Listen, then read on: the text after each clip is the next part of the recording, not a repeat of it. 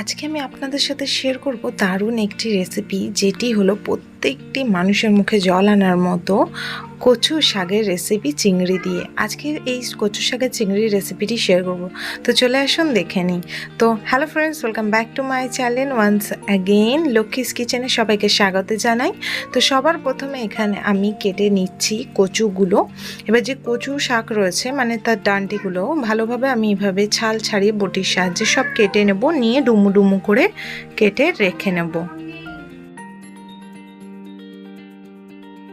এইখানে আমি চিংড়ি নিয়ে নিয়েছি, দেখতেই পারছেন। এখানে ছোট ছোট চিংড়ি নিয়ে নিয়েছি, যাতে ছোলার মতো মুখে পড়বে প্রতিটি খাবলে, আর খুব ভালো লাগবে খেতে। চিংড়িগুলোকে ধুয়ে বেছে নুন হলুদ মাখিয়ে রেখেছি ভেজে নেওয়ার জন্য। এইখানে হালকা একটু তেঁতুল গোলা জল মিশিয়ে আমি কচুর শাকগুলো সিদ্ধ করে নেব, তাতে যদি কোনো কুটকুটে ভাব থাকে সেটি চলে যাবে। তো তারপরে আমি একটি কড়াইয়ের মধ্যে নিয়ে নিয়েছি সামান্য পরিমাণে তেল, আর এর মধ্যে চিংড়িগুলো দিয়ে আমি ভেজে নেব। চিংড়িগুলো আগে থেকেই নুন হলুদ মাখানো আছে। এই চিংড়ি মাছগুলোর সাথে সাথে না দুই একটা কেমন ছোট ছোট পুঁটি মাছগুলো এসে, যেগুলো আমি হালকা ভেজে আলাদা করে সাইডে তুলে নেব। সেগুলো আমরা কিন্তু কচুর শাকে দেব না। তো দেখুন, চিংড়ি মাছগুলো যতক্ষণ না লাল হচ্ছে ভালোভাবে ভেজে নেব আমি। এখনও চিংড়ি মাছ থেকে হালকা হালকা জল আছে এবং হালকা ভাজাও হয়ে এসে, এই টাইমটায় আমি মাছ ভাজাগুলো তুলে নেব। তো এবার অনেকক্ষণ হয়ে গিয়েছে, দেখুন 4 মিনিট মতো চিংড়িগুলো একদম ঝরঝরে শুকনো খুব সুন্দরভাবে ভাজা হয়ে গেছে। এই চিংড়িগুলো এবার আমি তুলে নেব। চিংড়ি এখানে আমি নিয়ে নিয়েছি 300 গ্রাম মতো, আর চিংড়িগুলোকে ভালোভাবে তুলে রেখে দেবো। সেম কড়াইয়ের মধ্যে এবার আমি কচুর শাকটা রান্না করব। তার জন্য আমি তেল দিয়ে দেবো, আর তেলটা দেওয়ার পর এখানে আমি ফোড়ন দেবো। কচুর শাকে আমি না এইভাবে ফোড়ন দিলাম 3খানা তেজপাতা, মানে 2টি ধরুন তেজপাতা, ছোট ছোট হলে 3টি, হাফ চামচ জিরে, হাফ চামচ 5 ফোড়ন। এইভাবে খুব সুন্দর স্বাদ বাড়ে। যখন এটি ফুটবে তখন এর মধ্যে পেঁয়াজ দিতে হবে। কচুর যে শাক তার নিজস্ব কোনো স্বাদ থাকে না, তাই তাকে একটু স্বাদ করে বানানোর জন্য আমাদের মশলাপাতি যত রকমের জিনিস লাগে সেগুলো না একটু বেশি পরিমাণে, মানে তাহলে এত বেশি নয় যে খাবারটাই খারাপ হয়ে যাক। এখানে 2টি বড় সাইজের পেঁয়াজ আমি কুচিয়ে নিয়েছি, এগুলোকে আমি লাল করে ভেজে নেব।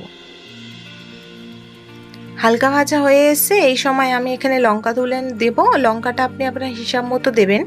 ধরতে গেলে কচুর শাকে একটু ঝাল ঝাল না খেতে বেশ ভালোই লাগে। কচুর শাক একটু ঝাল ঝাল মিষ্টি মিষ্টি খেতে কিন্তু বেটার লাগে। আচ্ছা, এবার আমি এর মধ্যে অ্যাড করে দেবো আদা রসুন বাটা আর শুকনো লঙ্কা একসাথে বাটা রয়েছে 2.5 চামচ, দিয়ে ভালোভাবে নাড়িয়ে নেব। এবার একটার পর একটা মশলা দিয়ে দেবো।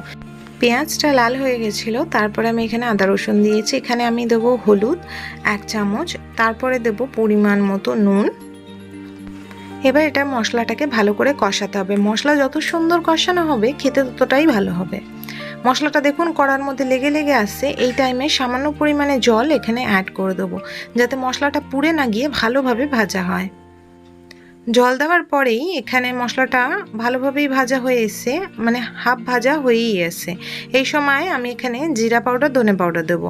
তো জিরা পাউডার একটু বেশি, ধনে পাউডার একটু কম দিয়ে দেবো। ভালোভাবে এটাকে মেশাবো। মেশানোর পর এখানে আমরা 1 চামচ চিনি দেব, আর তারপরে নাড়বো। চিনিটা কিন্তু আপনি পরেও দিতে পারেন, কিন্তু চিনিটা আমি আগে দিলাম, এর কারণে মিষ্টি ভাবটাও থাকবে আর কচুর শাকে না সুন্দর একটা কালারও আসবে। আপনি চাইলে কিন্তু লাস্টেও অ্যাড করতে পারেন, আপনার যেটা পছন্দ। এরপরে মশলা যখন ভালোভাবে কষানো হয়ে যাবে, তারপরে আমরা এখানে সেদ্ধ করে রাখা কচুর শাকগুলোকে অ্যাড করব, এবং খুব ভালোভাবে এটাকে নেড়ে চেড়ে আমাদেরকে কষাতে হবে। দেখুন এইভাবে ভালোভাবে মিশিয়ে আমরা এখানে কিন্তু ভাজবো। এখানে কিন্তু 1 ফোঁটাও জল অ্যাড করে দেবেন না। আপনি যদি নারকেল দিতে চান তাহলে যখন আমরা ভাজছি মশলা ঠিক সেই টাইমে নারকেলটা অ্যাড করে দেবেন। এবার আমি নেড়ে চেড়ে কচুর শাকটা 1 মিনিট পর এখানে ভেজে রাখা চিংড়ি মাছটা দিলাম, যাতে চিংড়ি মাছের রস আর চিংড়ি মাছের খুব সুন্দর স্মেলটা কচুর শাকের সাথে মিশে খুব ভালোভাবে রান্না হয়ে যায়। কচুর শাকে জল দেবো না, ঢেকে গ্যাসের ফ্লেম লো টু মিডিয়ামে রেখে নাড়াচাড়া করে আমাদের কচুর শাকটা তৈরি করতে হবে। 5 মিনিট নাড়াচাড়া করার পর দেখুন কচুর শাকটা অনেকটা কমে এসছে এবং ম্যাশ হয়ে এসছে। কচুর শাকটা আমি আরও রান্না করব, ধরুন আরও 5 মিনিট মতো। 10 মিনিট ধরে আমাদের রান্না করতে হবে, আর গ্যাসের সামনেই দাঁড়িয়ে থাকতে হবে, আর নাহলে বারবার কিন্তু এসে নাড়াচাড়া করে দিয়ে যেতে হবে, যাতে কচুর শাকটা না জ্বলে যায়। কারণ এতে আমরা একটুও পরিমাণে জল অ্যাড করব না, তাই এটা আমাদের খেয়াল রাখতে হবে। তো তো দেখুন এবার কচুর শাক একদমই হয়ে এসছে, কড়ার সাথে লেগে যাচ্ছে। ঠিক এই টাইমে কচুর শাকটা আমরা তুলে নেব। ব্যাস খুবই ইজিলি চিংড়ি দিয়ে কচুর শাক রেডি হয়ে গেল। আশা করি ভিডিওটি ভালো লাগলে অবশ্যই চ্যানেলটিকে সাবস্ক্রাইব করে রাখুন ডেইলি নতুন ভিডিও দেখার জন্য। ভিডিওটি ভালো লাগলে লাইক করবেন, না ভালো লাগলে আপনার পছন্দ হলে অবশ্যই ডিসলাইক দিতে পারেন, কমেন্ট করবেন। দেখা হচ্ছে পরের ভিডিওতে বন্ধুরা। ততদিন সবাই সুস্থ থাকুন, ভালো থাকুন আর নিজের খেয়াল রাখতে ভুলবেন না কিন্তু।